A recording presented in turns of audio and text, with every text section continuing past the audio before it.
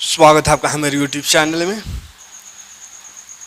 तो इस वीडियो में देखेंगे 9 क्लास का मैथ जिसका एग्ज़ाम 21 तारीख को होने वाला है टर्म 2 का। उसमें क्या क्वेश्चन आ सकता है चैप्टर 8 से।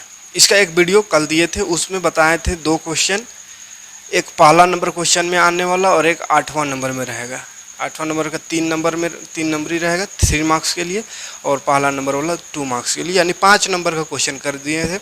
आज एक क्वेश्चन, जो जितना आज क्वेश्चन बताएंगे उसमें से एक क्वेश्चन आएगा जो कि 5 नंबर का रहेगा। ठीक है, तो वो 5 नंबर का क्वेश्चन 5 मार्क्स का क्वेश्चन, जो कि क्वेश्चन नंबर 15 में रहेगा, 15 में रहेगा, यानी सेक्शन बी में, क्वेश्चन सेक्शन सी में है ना, क्वेश्चन नंबर 15 में एक क्वेश्चन रहेगा।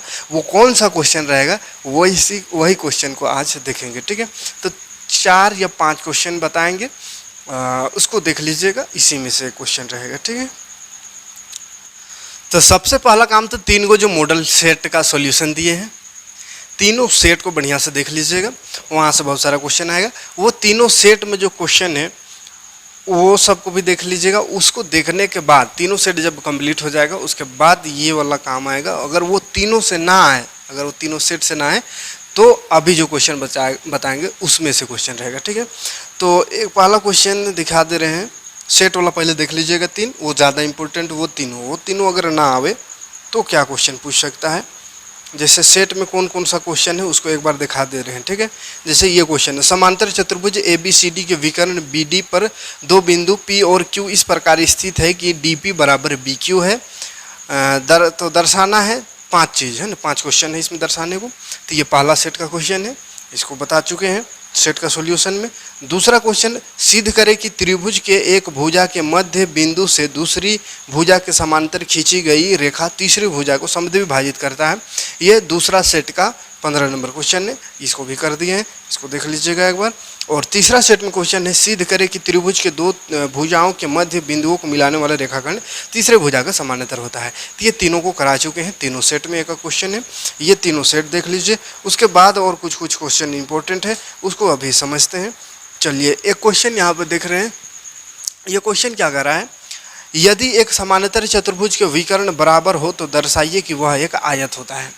एक समांतर चतुर्भुज है, उसका विकर्ण बोला है बराबर है, तो विकर्ण अगर बराबर है तो हमको दर्शाने कहा है कि वो एक आयत होगा। ठीक है, तो एक समांतर चतुर्भुज बना देते हैं जो कि आयत जैसा, क्योंकि आयत हमको सिद्ध करना है, तो आयत बनाएंगे तभी तो सिद्ध करेंगे कि हाँ ये आयत है। ठीक है, तो समांतर चतुर्भुज का विकर्ण दिया हुआ है, ये विकर्ण हो गया।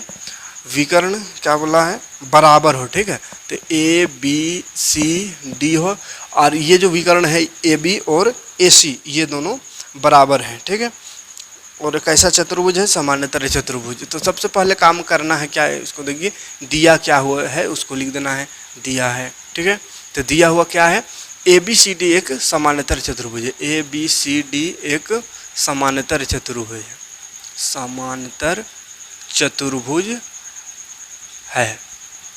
ABCD एक समांतर चतुर्भुज है, ये दिया हुआ है, जिसमें विकर्ण कौन है, विकर्ण AC ये जो विकर्ण AC है वो बराबर है विकर्ण BD का, BD है।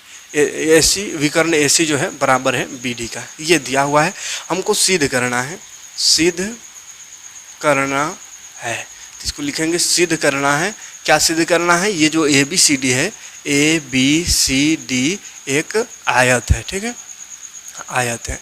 तो बहुतों का कमेंट आया है कि बहुत छोटा लिखते हैं, नहीं दिखता है साफ से, इसलिए कोशिश कर रहे हैं अब थोड़ा बड़ा और साफ लिखने का। ठीक है, स्पीड लिखने में थोड़ा सोचते हैं, समझिए जाइएगा, कह के रगड़ देते हैं कभी कभी, तो कोशिश करेंगे अब थोड़ा बड़ा लिखने का। ठीक है, तो देखिए क्वेश्चन में यह दिया हुआ है, विकर्ण बराबर है और दर्शाना है कि यह एक आयत है। ठीक है,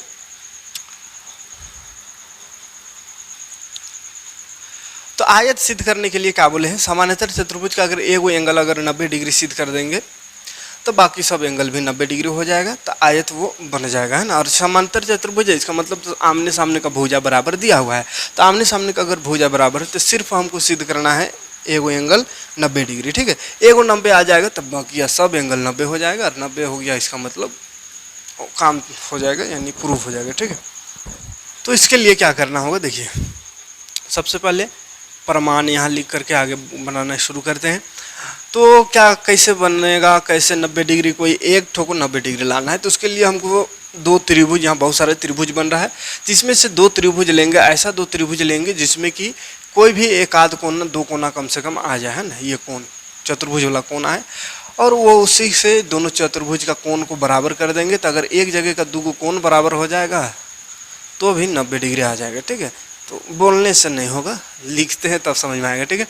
देखिए एक त्रिभुज ले लेना है ए बी सी, ये एक त्रिभुज दिख रहा है ए बी सी, तो त्रिभुज ए बी सी, और एक त्रिभुज ले लेते हैं ऊपर इसी का, ये कोना आने जैसा, तो डी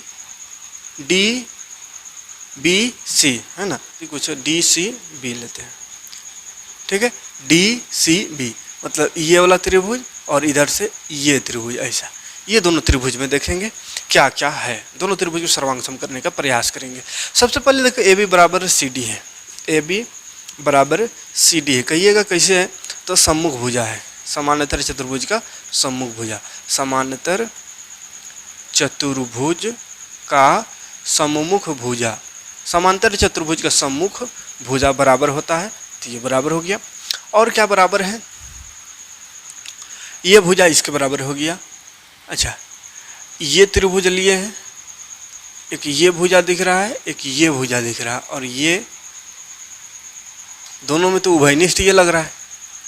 देखिए डी सी बी में भी सी बी आ रहा है, ये वाला लाइन, और ए बी सी में भी बी सी आ रहा है ना, सी बी या बी सी आ रहा है, मतलब ये वाला जो है इस त्रिभुज में भी है और ये वाला इस त्रिभुज में भी है, तो बी सी बराबर बी सी हो जाएगा। क्या उसको बोलते हैं, दोनों में जब एक ही चीज़ हो तो उभयनिष्ठ बोलते हैं, उभयनिष्ठ, ये दोनों में है, ठीक है, यानी कॉमन है, उभयनिष्ठ है। और एक चीज़ देखिए, इस त्रिभुज में एक ये विकर्ण आ रहा है एसी, और ये वाला त्रिभुज ऊपर वाला त्रिभुज में डीबी आ रहा है, जो कि दिया हुआ है, ए बी ने एसी, विकर्ण क्या एसी बराबर विकर्ण डीबी या बी डी दिया हुआ है।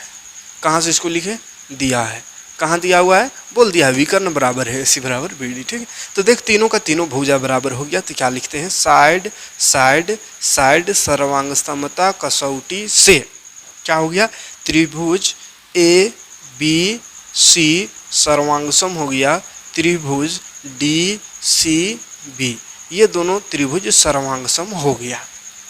अब सर्वांगसम हो गया तो देखिए अगर सर्वांगसम हो गया तो ध्यान से देखिए, ये त्रिभुज को थोड़ा बाहर निकाल देते तब दिखेगा, ऐसे में गड़बड़ा जाइएगा।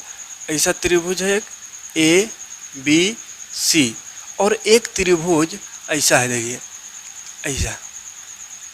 ऐसा यहाँ है बी, यहाँ सी और यहाँ डी। अब ध्यान से देखेंगे तो इसका संगत भाग कौन है, तो ये 90 जैसा दिख रहा है सीधा वाला, ये इसका संगत है, और ये वाला जो है ई वाला का संगत होगा, और ये वाला जो है तीन बड़का वाला ये बड़का का संगत होगा, ठीक है।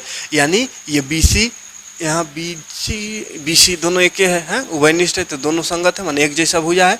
और ये सी डी वाला भुजा और ये ए बी वाला भुजा एक जैसा है ना, और ये तिरछा वाला यानी कर्ण वाला और ये वाला विकर्ण वाला, ये दोनों एक जैसा है, ठीक है। अब देखिए संगत भाग तो बराबर होता है, तो संगत भुजा तो बराबर है, हमको तो भुजा बराबर करना नहीं है, हमको आयत लाने के लिए 90 डिग्री लाना है कोण को, है ना, एंगल को। तो एंगल को हम बराबर कर सकते, देखिए ये वाला एंगल के बराबर नहीं होगा। ऐसे भी देखिए ना, ऐसे भी दिख रहा है, ये 90 जैसा दिख रहा है, एकदम 90 जैसा, ये भी दिख रहा है वैसे खड़ा 90 जैसा, मतलब बराबर होगा।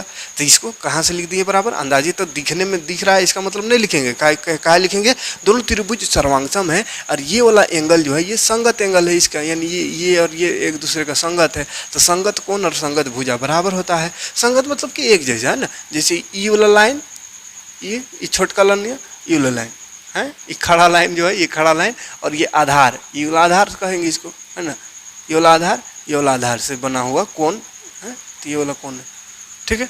तो ये संगत हुआ, यानी या ऐसे भी देख सकते हैं, ये तिरछा वाला जो लाइन है विकर्ण का ऐसा सम्मुख कोण, और ये भी विकर्ण का सम्मुख कोण है, मतलब ये दोनों संगत है, एक जैसा कोण है, तो एक जैसा कोण बराबर होता है। तो क्या लिख देंगे, एंगल ए बी सी बराबर एंगल डी सी बी, कई कहा ए बी सी, ये इसका नाम हो गया और इसका नाम हो गया, यहाँ डी है तो डी सी बी, ये दोनों बराबर है। क्यों, तो लिखेंगे by CPCT,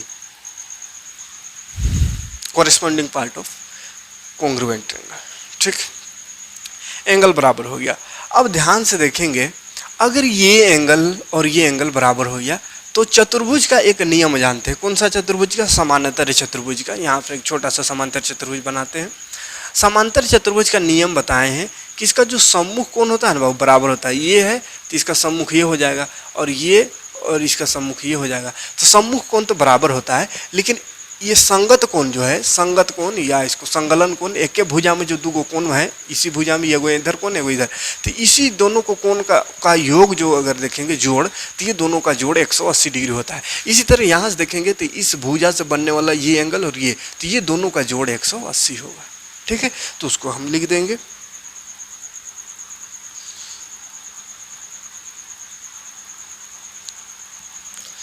angle ABC plus angle DCB बराबर 180। क्यों? तो समांतर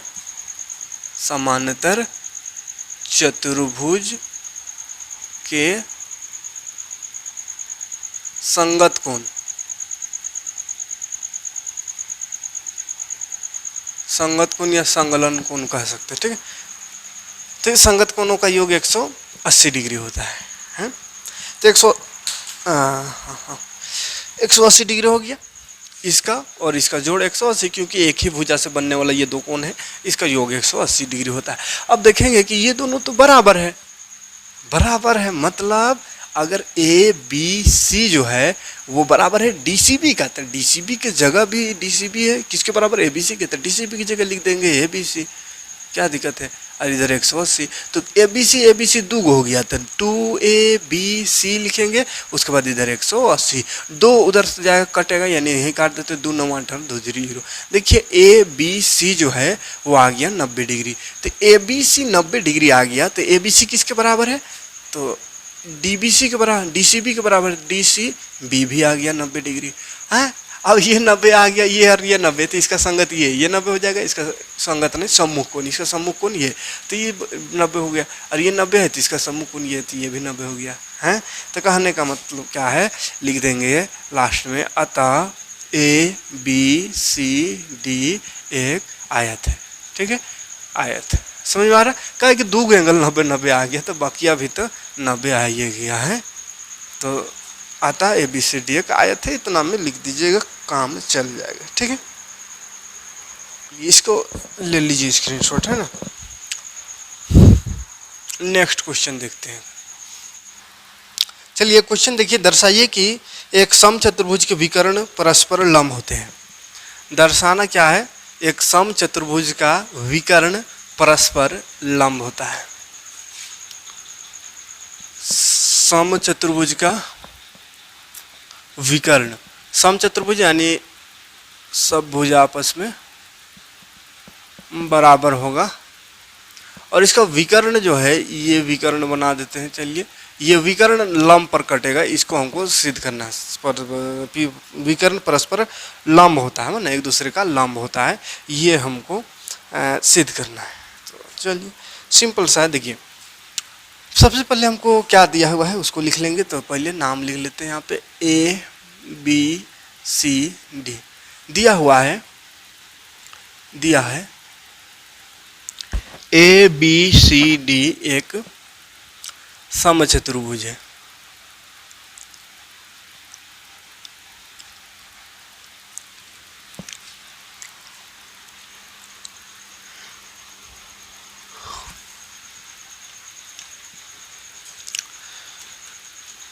समचतुर्भुज है, उसके बाद सिद्ध करना है।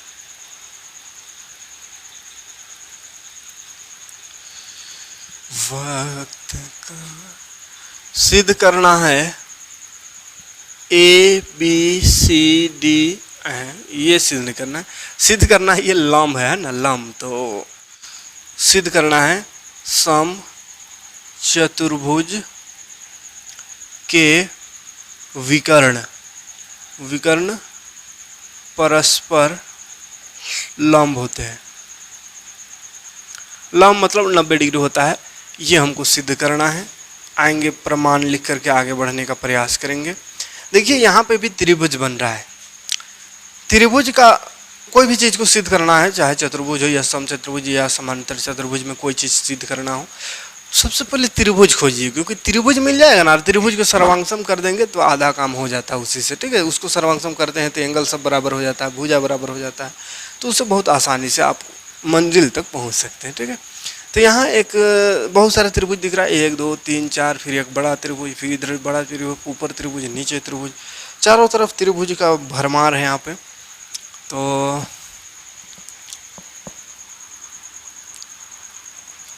ले लेते हैं 2 त्रिभुज, कोई भी, ये दोनों को ले लिए, ठीक है।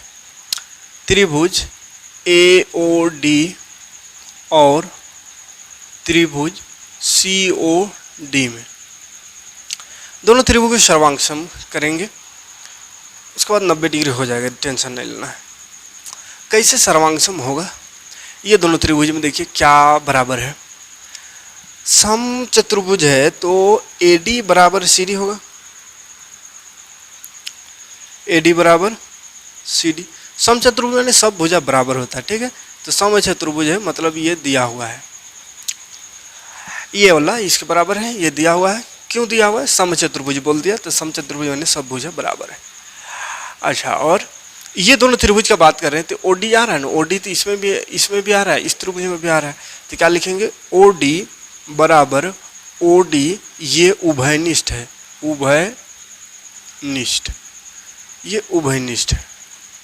अच्छा, और क्या कर सकते हैं, तो ये और ये भी तो बराबर है, तो क्या लिखेंगे, OA बराबर OC, OA बराबर OC, क्यों बराबर है, तो समानांतर चतुर्भुज का जो विकर्ण होता है वो समद्विभाजक होता है, समद्विभाजक माने 2 बराबर भागों में बांटता है, ठीक है।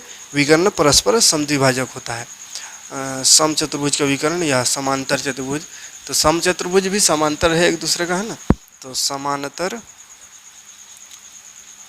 शॉर्ट ए में लिख देते हैं, पैरेललोग्राम, समांतर चतुर्भुज का विकर्ण, फिर छोटा लिख रहे हैं ना, विकर्ण परस्पर लंब होते हैं, हो गया लंब। तो देख तीनों का तीनों अगर भुजा बराबर है तो लिखना है साइड साइड साइड सर्वांग समता कसौटी से, ठीक, क्या हो गया, त्रिभुज AOD सर्वांगसम हो गया त्रिभुज COD का, सर्वांगसम हो गया। हमको क्या करना है, सम चतुर्भुज का विकर्ण लंब होता है ये सिद्ध करना है, यानी ये दोनों 90-90 है, ये सब 90 होता है, ये सिद्ध करना है। तो अगर ये दोनों त्रिभुज सर्वांगसम आ गया तो ध्यान से देखिए ये और ये दोनों तो संगत कोण है, तो AOD बराबर क्या हो जाएगा, इसीलिए एंगल AOD बराबर हो जाएगा COD, एंगल COD कहाँ से लिखे हैं, तो CPCT, ठीक है। ये और ये दोनों संगत एंगल, संगत कोण है, तो संगत कोण तो बराबर होता है, तो लिख दिए बराबर। अब बराबर लिख दिए तो एक चीज और गौर कीजिए, ये दोनों लाइन को अगर, ये दोनों कोण को अगर मिला दे तो क्या बन रहा है, एक सीधा रेखा, ये सीधा रेखा यहाँ से यहाँ तक क्या है, सीधा रेखा।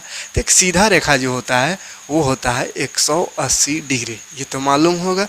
तो क्या लिखेंगे, देखिए AOD, अब एंगल AOD और एंगल COD दोनों को जोड़ेंगे तो ये 180 डिग्री होगा, ठीक है। AOD यानी ये वाला में, COD ये वाला को जोड़ देंगे तो सीधा रेखा बन रहा है, तो सीधा रेखा 180 डिग्री होता है। तो इसी को लिख दिए OD प्लस COD बराबर 180 डिग्री। का रीजन इसको देंगे तो रैखिक युग्म है, ये क्या है, रैखिक युग्म, यानी सीधा रेखा एक से बन रहा है दोनों के मिलने से, और सीधा रेखा जो होता है उसका जो एंगल होता है वो 180 डिग्री होता है, ठीक है।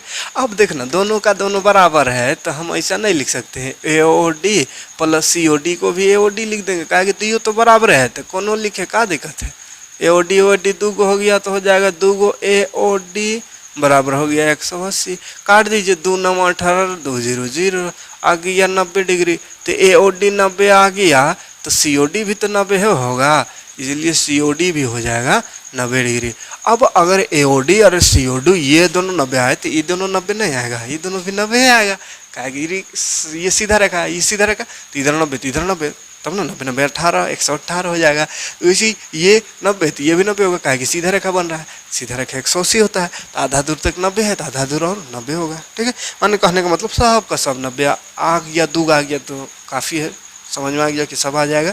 तो ये लास्ट में लिख देंगे, अतः समचतुर्भुज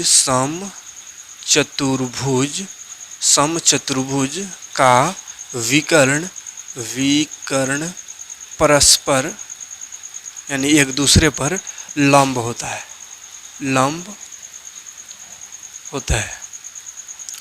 यही हमको प्रूफ करना है, प्रूफ करना था तो प्रूफ्ड लिख देना है बढ़िया से, कोई दिक्कत नहीं।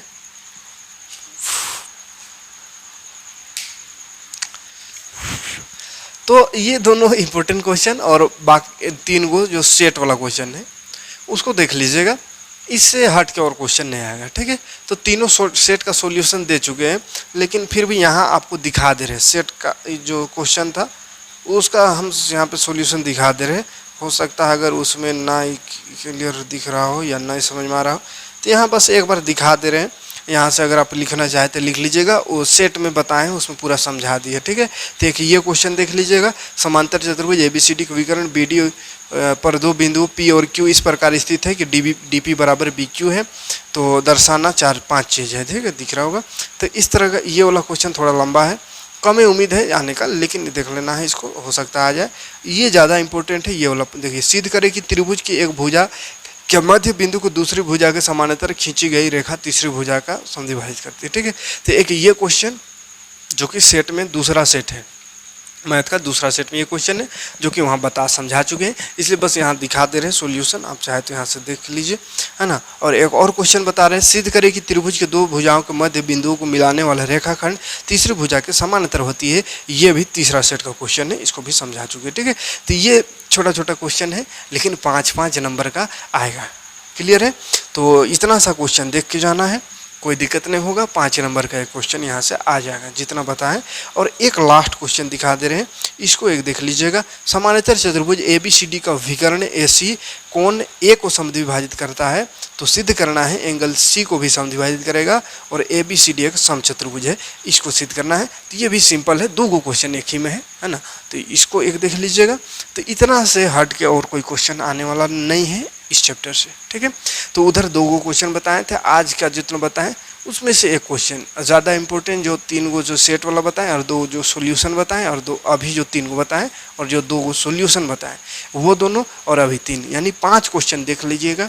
5 क्वेश्चन में से एक क्वेश्चन आएगा, और इधर 2 क्वेश्चन बताए थे पिछला वीडियो में। ठीक है, तो 8 चैप्टर जो है चतुर्भुज उसका लफड़ा खत्म, इतना सा क्वेश्चन देख लीजिए, कोई दिक्कत नहीं होगा। इसी से क्वेश्चन आएगा 3 क्वेश्चन, जो कि 5, 3, 8, 2, 10 नंबर कंफर्म है। ठीक है, मिलते हैं नेक्स्ट वीडियो में।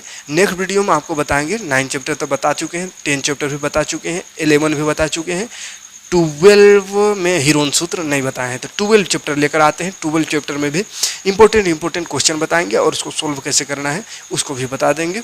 बाकी उधर 14 हो गया है, 15 भी हो गया है। ठीक है, तो अभी फ़िलहाल इसके बाद 12 चैप्टर देखते हैं, उसके बाद एक क्वेश्चन बता देंगे जिसमें टोटल सब्जेक्ट का, टोटल चैप्टर का इम्पोर्टेंट क्वेश्चन, खाली उसमें सिर्फ वो क्वेश्चन दिखा देंगे। ठीक है, एक बार लास्ट दिन उसको एक बार देख लीजिएगा। ठीक है, तो चलिए, चैनल में नए हो तो ज़रूर से ज़रूर जुड़ जाइएगा, आपको बड़ा अच्छे से तैयारी यहाँ पे आपको हो जाएगा, और फ्यूचर में भी आपका यहाँ पे मिल जाएगा। जैसे आप 10 क्लास जाइएगा तो 10 क्लास का पूरा क्लास स्टार्ट कर ही दिए हैं, बस एग्ज़ाम में अभी रुके हुए हैं। जैसे एग्ज़ाम ख़त्म होगा आप कंटिन्यू करेंगे। 2-3 चैप्टर मैथ का हो गया है, साइंस का शायद नहीं शुरू किए थे ना, तो साइंस भी शुरू करेंगे। ठीक है, तो 6 to 10 यहाँ पे आपको सारा सब्जेक्ट मिलेगा धीरे धीरे। तो चैनल में नहीं तो जुड़ जाइएगा, और वीडियो को शेयर कीजिएगा और लोगों को जोड़ने का प्रयास करिएगा। मिलते हैं नेक्स्ट वीडियो में। Thanks for watching.